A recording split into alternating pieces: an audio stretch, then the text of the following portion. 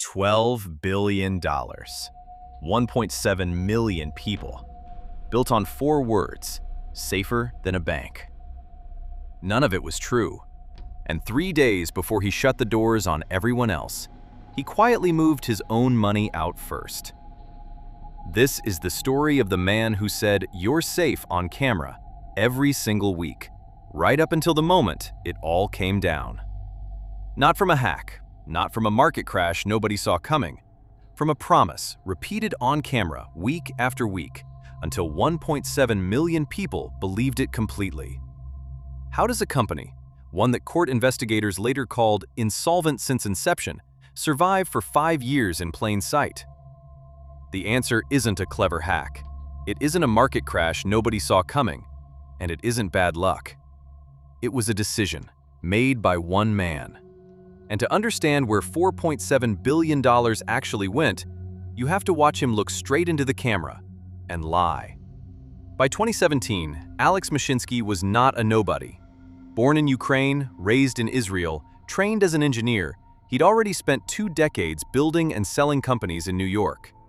He helped pioneer the technology behind internet phone calls. He built the wireless network that finally let millions of subway riders get a signal underground. The Wall Street Journal would later describe him as a brash, confident serial entrepreneur with a constant stream of big ideas. People who backed him had reasons to. That year, he launched something he called a crypto bank for people the real banks didn't respect. Deposit your Bitcoin, your Ethereum, whatever you had, and Celsius would pay you interest. Not the 0.5% your savings account offered, up to 17, 18% a year.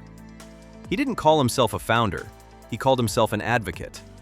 The banks, he said, had been robbing ordinary people for 100 years, quietly, through fees and spreads nobody read the fine print on. Celsius, he said, gave the profits back to the people who earned them. It worked. Not the model, the story. By early 2022, Celsius held close to $12 billion in assets. 1.7 million people had signed up. Depositors weren't just customers, they were believers. They called themselves Celsians. They put the company's motto in their social media bios: "Unbank yourself." And every single week, Mashinsky hosted a live show called Ask Mashinsky Anything. He'd take questions for an hour, sometimes 2. He'd defend the company against critics. He was the face, the voice, and the proof, every week in real time, that the money was there and the promise was real. What he didn't explain in any of those hours was where that 17% actually came from. Real banks can't pay that, because Celsius wasn't acting like a bank at all. Behind the scenes, they were taking people's deposits and quietly gambling them in the highest risk corners of the crypto market, chasing bigger and bigger payouts to keep the promise alive. And people outside the company had already started asking the same question. In September 2021, 9 months before anything fell apart, regulators in Alabama, New Jersey, and Texas moved on the same week. They ordered Celsius to stop offering its earn accounts, calling them what they actually were: unregistered securities. Kentucky issued its own emergency order days later. 4 states, on the record, telling depositors this wasn't what it claimed to be. Celsius kept the accounts open anyway. The show went on. 9 more months of safer than a bank to a company that regulators had already tried to shut down in writing. It was a house of cards, built on other people's money. And in May 2022, someone bumped the table. A separate crypto collapse, the failure of a project called Terra, wiped out $40 billion in a matter of days. Celsius had parked a massive share of its own money chasing the same kind of high-risk return. When that money disappeared, so did a chunk of what Celsius needed to keep its promises running. Behind closed doors, the math stopped working.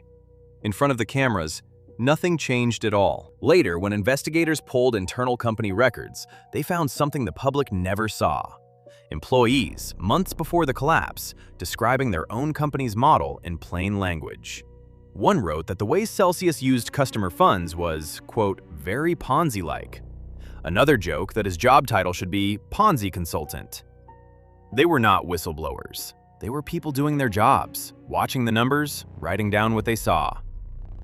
On June 10, 2022, With all of that already sitting in email threads and internal chats, Mashinsky went live for his weekly show one more time. A viewer asked about liquidity. He said Celsius had billions available and that withdrawals were open to everybody, no restrictions. 3 days later, on June 13th, Celsius froze every account on the platform. Not a delay, not a technical issue. Every single user, locked out indefinitely due to extreme market conditions. 1.7 million people who had done exactly what they were told to do, trust the platform, believe the weekly show, leave their money in, watched their balances turn into numbers they couldn't touch. This is the moment from the start of this story. Weeks before that show, Mashinsky had already quietly moved $8 million of his own crypto out of Celsius. Not company funds, his own account. Before the freeze, before the bankruptcy, before he told a single one of them to stay calm and stay invested. He got his money out the door before he closed it behind everyone else. On July 13, 2022, Celsius filed for bankruptcy. The balance sheet showed a hole of $1.2 billion, money owed that simply didn't exist anymore. Investigators appointed by the court went further than anyone expected. Their conclusion wasn't that Celsius mismanaged its money in a crisis. Their conclusion was that Celsius had been insolvent since the day it opened, that the entire 5-year story of safer than a bank had never once been true. The numbers backed it up. From 2018 through the middle of 2022, Celsius had promised customers over $1 billion more in rewards than it had ever actually earned. In 2021 alone, the company lost $800 million on bad bets and loans that went wrong, including loans to trading partners like Alameda Research, the same firm that would later sink alongside FTX. Every empire in this story, it turns out, was borrowing from every other one. There was one more piece. Celsius had its own token called CEL. Prosecutors later found that Mashinsky, together with his chief revenue officer, Roni Cohen-Pavone, had spent hundreds of millions of dollars secretly buying CEL on the open market, not because they believed in it, but to keep its price artificially high, so depositors would keep believing the platform was healthy. The bank that called itself the alternative to Wall Street greed had been running its own pump scheme in the background, on the same money it promised to protect. $12 billion at its peak.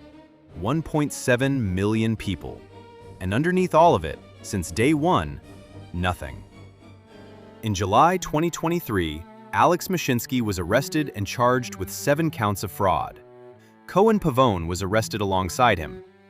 Within a week, Cohen-Pavone changed his plea to guilty and agreed to cooperate.